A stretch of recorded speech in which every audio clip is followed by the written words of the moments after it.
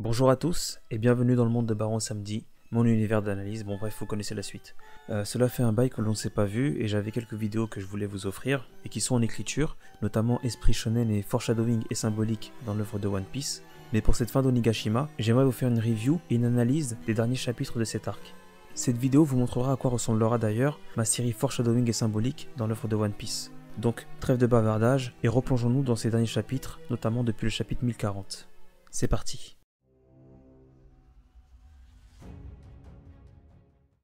Pour commencer avec un petit préambule, je vais vous donner mon avis sur les derniers chapitres. On a pu remarquer que pour moi, l'arc de Onigashima m'a fortement déçu sur bien des points.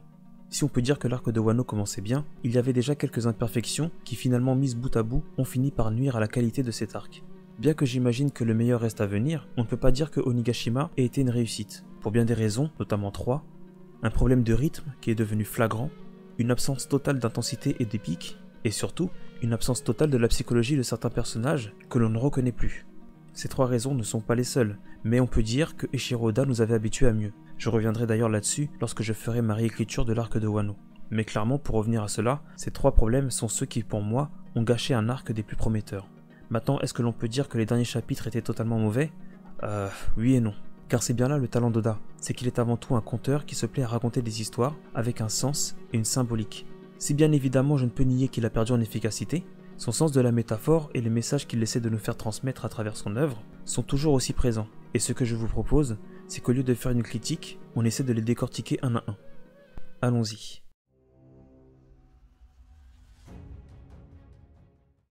On ne pourrait commencer cette analyse des derniers chapitres de One Piece sans commencer par le chapitre 1040, car en effet c'est celui qui nous annonce la fin de l'arc, mais celui aussi qui nous ramène une nouvelle fois au siècle oublié avec le personnage de Zunesha.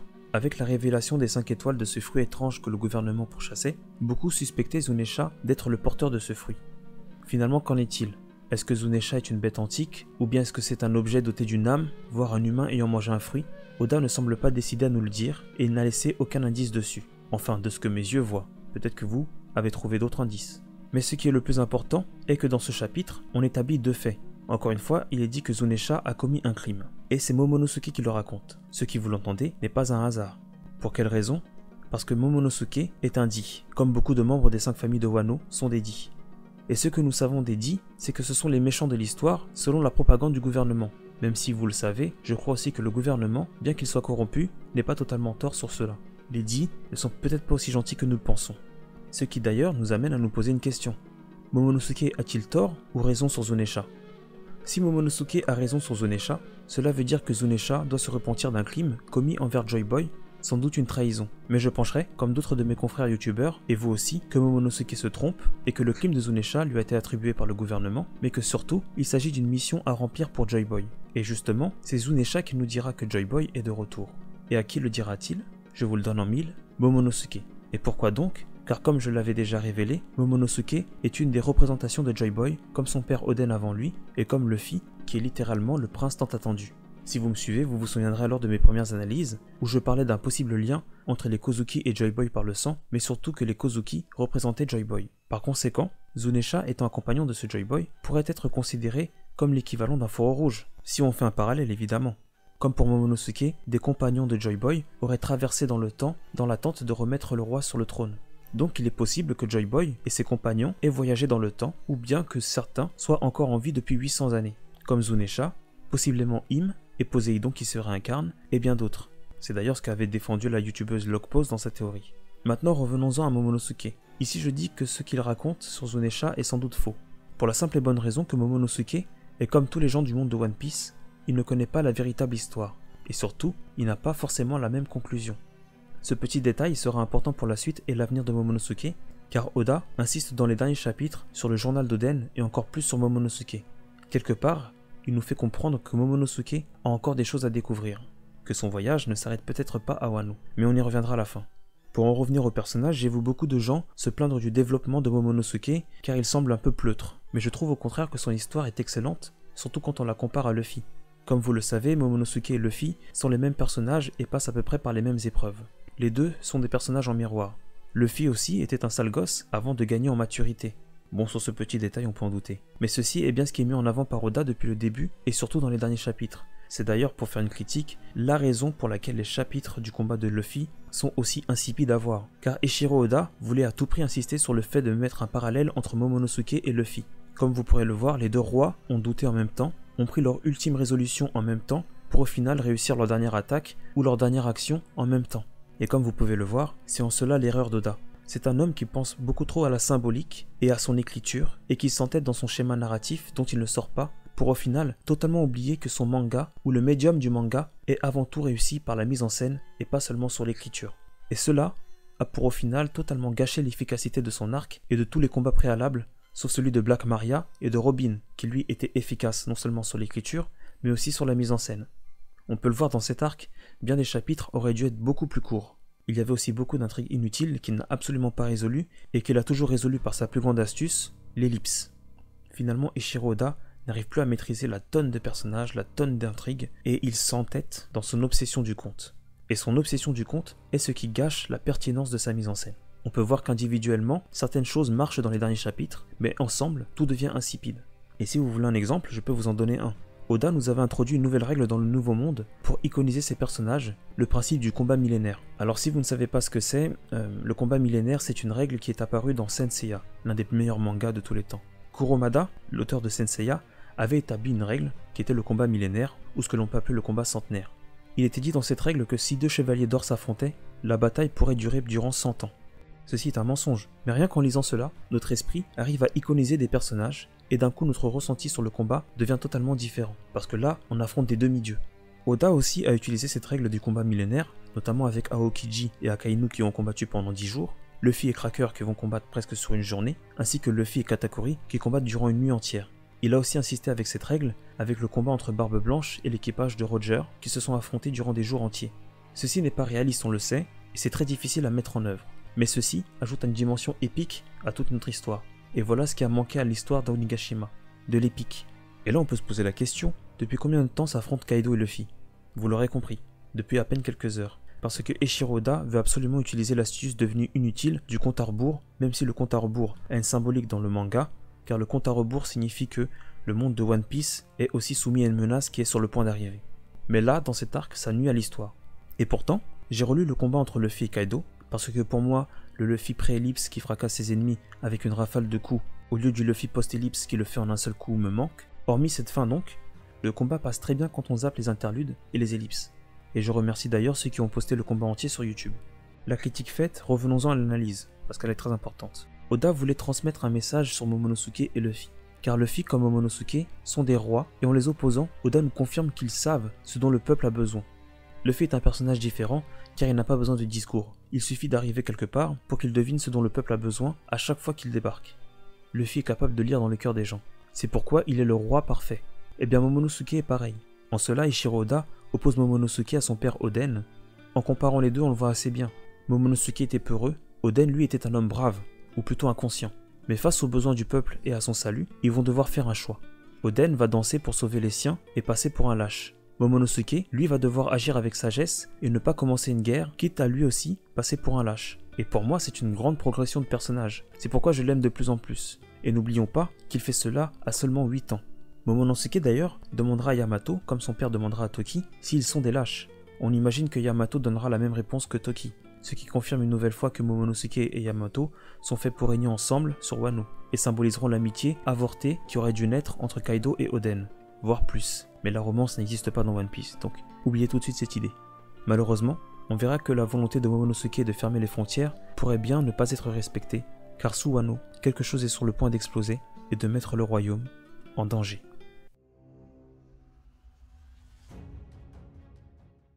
Dans le chapitre 1041, nous avons assisté au retour de Komurasaki et surtout nous avons vu son double jeu. J'ai beaucoup aimé cette scène car elle symbolise pour moi ce que je vous ai dit il y a longtemps. Iori, donc Komurasaki, représente Im, mais nous y reviendrons en fin de vidéo.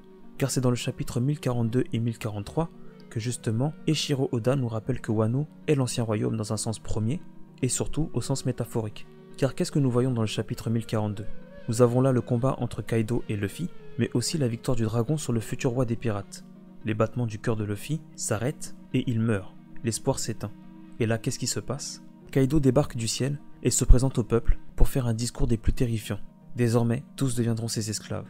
C'est ainsi que l'empereur conçoit la liberté, l'égalité et la justice, ce qui sera confirmé dans son flashback. Le discours d'un méchant de base en quelque sorte. Rien de plus, certains me diront. Mais ici, nous avons appris à lire One Piece différemment. Nous lisons One Piece avec des symboles. Or, qui est Kaido? C'est un descendant de Oz? Oui, nous le savons. Et les Oz et Joy Boy étaient deux personnes qui étaient liées. Les deux étaient des alliés. Et peut-être que les deux ont une identité beaucoup plus trouble qu'on le pense. On le voit avec cette histoire de Joy Boy et de Ace, de Yamato et de Luffy. Les deux sont amis et surtout ils sont liés avec ce fameux chapeau de paille. Est-ce que ça a un symbole? On le verra par la suite, lorsqu'on le fera les symboles de Thriller Bark. Je vous avais d'ailleurs regardé des vidéos de youtubeurs là-dessus. Mais il est bon à rappeler que Kaido, lorsqu'il se présente, n'est pas sous la forme d'un ogre ou d'un homme, il apparaît au peuple sous la forme d'un dragon. Les habitants de Wano parlent d'ailleurs de lui comme d'un grand dragon et non comme de Kaido lui-même. On le verra d'ailleurs avec les lanternes qui ont aussi une signification dans ces chapitres, mais on y reviendra. Mais pourquoi Kaido apparaît donc en dragon? Parce qu'ici, Eiichiro Oda utilise le symbole du dragon, qui signifie, comme vous le savez, les dragons célestes. Et là, toute l'histoire change avec ces symboles. Wano est l'ancien royaume. L'arc de Wano raconte l'histoire de l'ancien royaume. Nous savons donc ce qui s'est passé. Les dragons célestes, comme Kaido, ont tué le précédent roi du monde, Joy Boy. Mais que se passe-t-il dans le chapitre d'après? Et qu'est-ce qui vibre au rythme des tambours des habitants? C'est le cœur de Joy Boy. Les mêmes tambours dont parlaient les Skypéens, les mêmes tambours des rois des mers, et surtout, on parle de ces tambours dans un arc plein de symbolique, celui de Chopper, l'arc de Drum, qui signifie littéralement tambour. L'île des Drums, qui est pleine de tambours gelés, et qui a un château vide, qui attend le retour de son roi sous les cerisiers. Cet arc même, comme à Wano, où Joy Boy renaîtra, tout comme il a été prophétisé que Joy Boy reviendrait pour chasser les dragons célestes du trône. D'ailleurs, il ne faut pas oublier que Kaido est traumatisé par sa victoire sur Luffy, comme celle d'Oden, une victoire volée par la sorcière par le passé et par le gouvernement maintenant. Ce qui nous fait poser une question, faut-il penser que comme je l'avais imaginé, le coup d'état de Wano était voulu par le gouvernement? On en reparlera lors du chapitre sur Kaido. Parlons désormais de Nika. Il est enfin de retour, le roi que tous attendaient. Je ne reviendrai pas sur Nika à proprement parler. Beaucoup l'ont déjà fait, et l'ont fait beaucoup mieux que moi sur YouTube, donc je vous invite à regarder leurs vidéos, enfin, vous les avez déjà vues. Pour moi, j'attends de voir comment cela sera abordé par Eiichiro Oda. Pour en revenir à cette transformation, j'étais très intrigué par ce que l'auteur en ferait. Et force de constater qu'elle n'est pas à la hauteur de ce que j'attendais, sauf lors du second final où j'ai revu l'épique tant attendu. On revient à l'instant critique, la transformation en Nika de Luffy est comme l'auront remarqué un hommage au Super Saiyajin, sauf qu'à l'inverse de la colère du Super Saiyan, Luffy lui sourit. Ceci est une façon que Eiichiro Oda de nous dire de ne pas nous prendre au sérieux, de nous raconter une histoire drôle, de déconstruire le manga Neketsu tel que nous le connaissons, et de faire passer un message méta. On en reviendra d'ailleurs là-dessus, vu que Nika est l'histoire drôle qu'il nous raconte et le Ryo Poneglyph que nous lisons. Là aussi, il y a un côté méta. Et c'est sans doute le problème d'Eiichiro Oda, c'est qu'il est beaucoup trop dans le méta dans ses chapitres. Alors oui, je ne suis pas contre la déconstruction des codes, mais force est de constater que ceci n'est pas donné à tout le monde de pouvoir déconstruire ces codes. Alors oui, pour One Piece c'est cohérent, mais est-ce que c'est réussi? Je n'en suis pas certain. Et non, Eiichiro Oda n'est pas le premier à pouvoir faire de la déconstruction. Toriyama, qui est son plus grand modèle, était un pro de la déconstruction, et pourtant, il n'en réduisait pas la portée épique de son manga, une raison pour laquelle Toriyama est le plus grand auteur Neketsu de tous les temps. Et oui, bien supérieur à Oda. Parce que Akira Toriyama sait gérer la parodie, sait aussi gérer l'épique et connaît parfaitement sa mise en scène. Critique à part, ce qui m'intrigue avec Nika est que désormais, nous ignorons ce qui risque de se passer par la suite. Est-ce que le mode Nika est une transformation simple, ou est-ce que c'est une personne à part entière? De ce que nous voyons, cela semble juste être un mode. Luffy est encore là. Mais pourrait-on penser qu'il partagerait son corps avec un autre? Ceci est une bonne question, même si nous le savons, Luffy est Joy Boy, celui des poneglyphes, et nous lisons actuellement le Ryo Poneglyph, selon évidemment ma théorie. Vous êtes libre de ne pas la suivre. Mais dans l'idée où Joy Boy aurait trompé la mort, ceci donne de l'aura à un autre personnage, celui de Marshall D. Teach, dit Barbe Noire. Et maintenant nous y sommes. Alors bien évidemment, le Gomu Gomu était déjà à l'opposé des fruits de Barbe Noire. Nous avions un homme capable de tout absorber face à celui qui était capable de tout repousser. Le Gomu Gomu était déjà le fruit ultime. Mais maintenant que la lumière arrive, que dire des ténèbres? Bah oui, si Luffy a mangé un Zoan, peut-on penser que Barbe Noire a lui aussi mangé un Zoan? Ainsi on comprendrait pourquoi Barbe Noire a su que le Yami Yami était le fruit tant recherché, car si les Zoan ont leur propre volonté, ce fruit pourrait l'avoir choisi. Le démon en lui pourrait l'avoir choisi. Et si les fruits du démon sont des fruits avec des véritables entités à l'intérieur, cela pourrait nous ramener à ma théorie sur les 3 crânes du drapeau de Barbe Noire selon laquelle une personne du siècle oublié serait de retour, et cette personne serait visible sur le premier crâne, le second crâne étant Rox D'Ichebek et Barbe Noire étant le dernier. Une théorie folle, mais qui est toujours bonne à ressortir. On ne sait jamais si j'ai raison sur un coup de chance. C'est d'ailleurs en parlant de l'avenir de Barbe Noire que beaucoup se disent que désormais, par parallélisme, il devrait être capable de tuer Shanks, ce qui paraît logique. Mais nous avons déjà eu le parallèle entre Luffy et Barbe Noire. Luffy vient de battre la créature la plus puissante du monde, comme Barbe Noire a tué l'homme le plus fort du monde à l'époque. Bien que le clash entre Shanks et Barbe Noire soit annoncé, il n'est pas forcément nécessaire que les deux s'affrontent pour que les deux futurs rois des pirates soient des personnages en miroir. Ils le sont déjà actuellement. Alors quel objectif devrait atteindre Barbe Noire si ce n'est pas celui de tuer Shanks? Pourquoi pas devenir le roi des pirates avant Luffy, ou bien créer un nouvel incident de God Valley? Ceci serait parfaitement possible.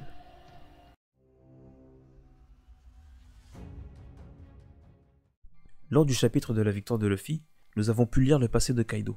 Encore une fois, je vais donner mon avis, j'ai été assez déçu de ce que j'ai vu. Alors pour ne pas aller dans le trash talking, je dois préciser quelque chose, ceci n'était pas un flashback. J'ai vu beaucoup de gens s'extasier sur le chapitre du passé de l'empereur, or ceci n'était pas du tout un background pour le personnage.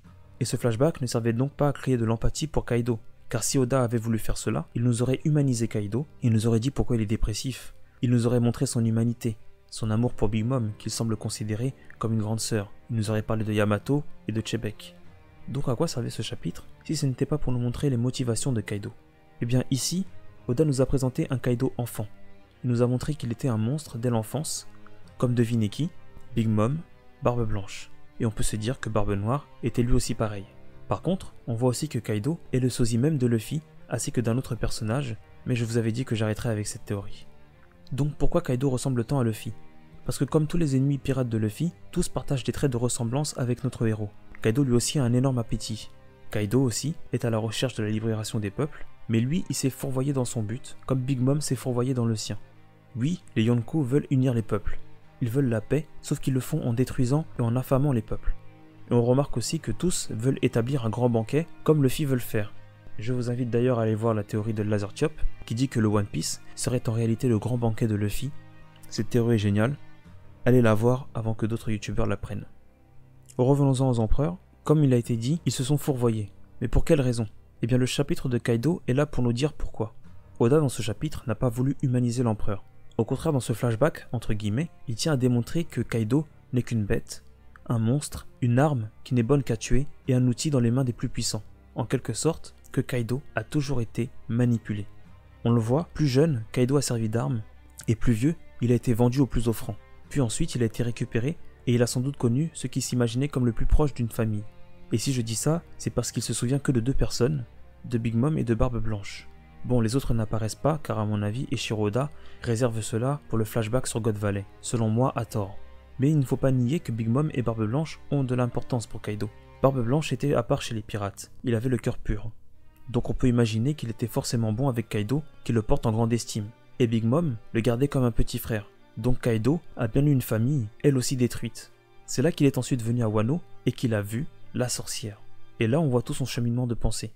Donc je me répète, ceci ne fait que confirmer une chose, ce flashback n'a servi qu'à démontrer que Kaido n'est pas maître de son destin. Il a toujours été manipulé et sous les ordres d'autres personnes beaucoup plus puissantes que lui. Et l'ultime manipulation pour moi a été celle qui l'a poussé à prendre Wano. Comme annoncé dans mes précédentes théories, il est certain que la sorcière Kurozomi a été envoyée par un tiers qui manipule le monde de One Piece dans l'ombre. Il y a bien une personne qui manipule le gouvernement et certains pirates.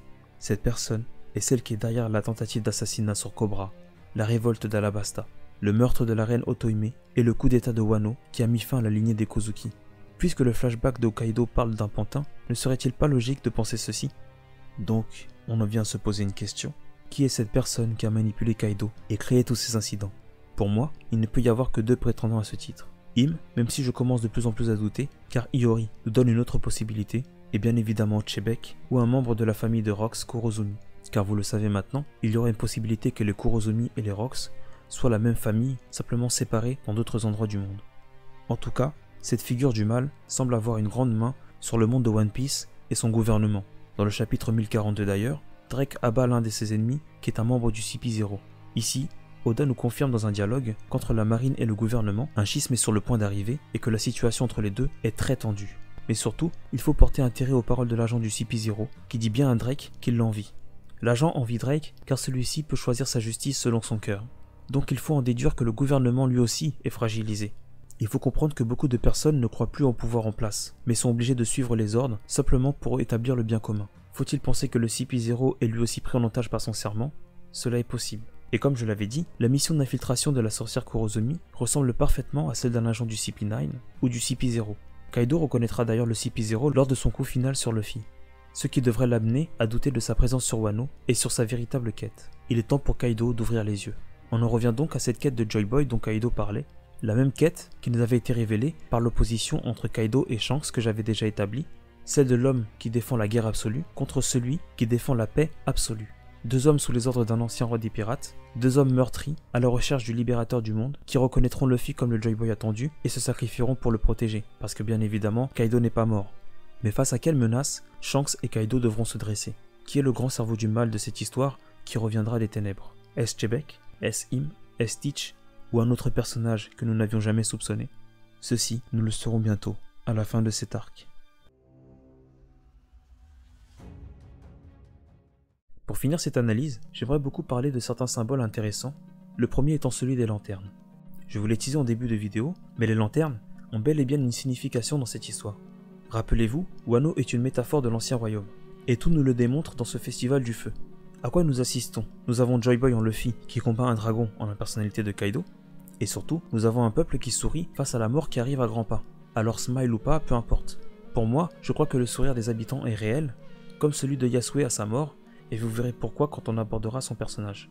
Et dans le dernier chapitre, les habitants disent bien « Fêtons aujourd'hui, demain nous serons sans doute morts », ce qui nous rappelle bien les derniers moments des Dee lors de leur fin, et surtout la chanson de Binks no Sake, chanson que Brook chantera avec son équipage, en souriant malgré la mort qui arrive. Les Rumbar étant une métaphore du peuple des Dee, comme je l'avais déjà rappelé, et comme je le rappellerai d'ailleurs dans les symboles et foreshadowing, dans lequel d'ailleurs je révélerai qui est Brook dans cette allégorie.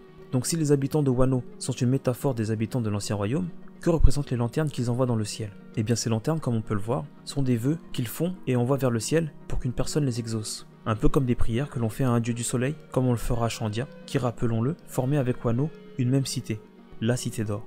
Et ces prières peuvent-elles aussi avoir un autre nom? Car qu'est-ce qu'un vœu? Un vœu est un souhait, mais c'est aussi un rêve. Et inversement, non? Un rêve peut être aussi un vœu. Et qu'est-ce que nous avions dit dans l'épisode final de la théorie sur le Ragnarok? Que Laphtel n'était pas morte, oui, mais que surtout, nous étions dans un monde qui était victime d'une inception, entre guillemets évidemment, et que Laphtel était le royaume des rêves. Que les rêves des pirates et de nos héros n'étaient pas les leurs, mais étaient suggérés par ceux des anciens habitants de Laphtel, ceux de l'ancienne Fairyverse. Nous serions donc dans une gigantesque inception. Et bien ici, ce sont exactement ce que signifient ces lanternes. Les lanternes qui vont vers le ciel sont les rêves que d'autres doivent réaliser pour les habitants de Laphtel. Et ces lanternes allant vers le ciel arrivent presque sur Onigashima où des hommes luttent pour délivrer Wano de sa prison, donc en réalité pour délivrer l'ancien royaume. Et si vous ne me croyez pas, qu'arrive-t-il à la défaite de Kaido? Nous voyons deux lanternes particulières. Il y en a une qui dit « Débarrassez-nous du vilain dragon » et l'autre demande le retour du clan Kozuki. Le chef Otaku l'avait prédit d'ailleurs, je vais jouer à l'oracle aussi et essayer de trouver une signification à cette case.